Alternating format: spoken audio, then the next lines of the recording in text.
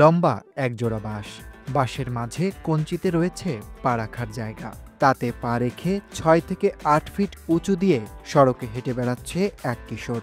শুনতে আশ্চর্য মনে হলেও এমন অসম্ভবকেই সম্ভব করে সবাইকে অবাক করে দিয়েছে কুষ্টিয়ার নবম শ্রেণীর শিক্ষার্থী তুহিন হোসেন। বছরখানেক আগে শখের বশে বাঁশের লাঠি দিয়ে পা বানিয়ে এমন অভিনব কৌশলে হাঁটাচলা শুরু করে তুহিন। কৌশল রপ্ত করতে প্রতিদিন ২ থেকে ৩ ঘন্টা হাঁটার চেষ্টা করত সে। আমি নানিদের বাড়িতে গেছিলাম গত ১ বছর আগে। আমার মামার সাথে এটা শেখার একটা চেষ্টা করছিলাম। তো সেখান থেকে হঠাৎ করে শুনছিলাম নাকি এরকম পাহাড়ি এলাকায় অনেক লোকজন এরকম হাঁটে। তখন তো হাই রোডে আসতাম না, গ্রামের ভিতর হাঁটতাম। দীর্ঘ প্রচেষ্টার পর এখন সাবলীলভাবেই পায়ে হাঁটার মতো লম্বা বাঁশে করে ৬ থেকে ৮ ফিট উঁচু দিয়ে চলাফেরা করতে পারে।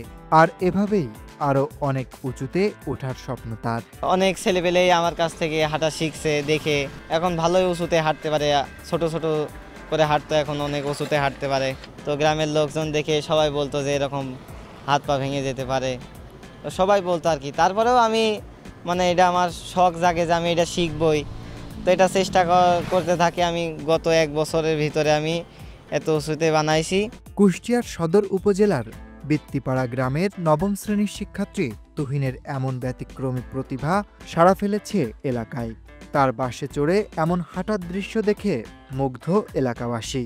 এলাকার অনেক শিশু কিশোররাই এখন তার কাছ থেকে এমন অভিনব হাঁটার কৌশল শিখতে চায়। তুহিন আমাদের এলাকার ছেলে, আমাদের এই ভাই ব্রাদার। ছোটো থেকে এরকম বাসে হাঁটাহাঁটি করতো, আস্তে আস্তে শিখেছে। খুব ভালো এরকম দেখলাম, তো বাসের উপরে দেখলাম হাঁটছে, একটা অনুভূতি আসছে মনের মধ্যে। তো ওর কাছ থেকে আমরা শিখছি, কম বেশি আগ্রহ হচ্ছে। প্রথম দিকে তুহিনের বাসে চড়ে এমন অদ্ভুত হাঁটার চেষ্টায় পরিবার বাধা দিলেও তার এমন প্রতিভায় এখন খুশি তারাও। একবার তো নিষেধ করতাম ছেলের যে এগুলো করো না, এগুলো করলে হাত পা ভেঙে যাবে, হয়তো ক্ষতি হবে, আমাদের আর্থিক অবস্থা তো খুব একটা ভালো না, তুমি যদি একটা কিছু হয়ে যায় তোমার তো কিছু করতে পারবো না। এরপরেও ছেলে শুনে না, এসব কথা না শুনে সে তার নিজের চেষ্টা এগুলো শিখছে। তবে এখন আমার ভালো লাগছে যে আমার ছেলে একটা কিছু করতে পারছে। আমি যদি তাই সহযোগ করি, আমার ছেলে অবশ্যই মনে হয় এক সময় আরও কিছু ভালো কিছু করতে পারবে। এছাড়া তুহিনের রয়েছে আরও অনেক প্রতিভা। ইথিওপিয়ার বান্না উপজাতির অভিনব রন পায়ে হাঁটার পাশাপাশি গাইতে পারেন গান, গজল ও কবিতা। তাই অসচ্ছল পরিবারের এই প্রতিভাবান কিশোরের পাশে দাঁড়ানোর আহ্বান স্থানীয়দের।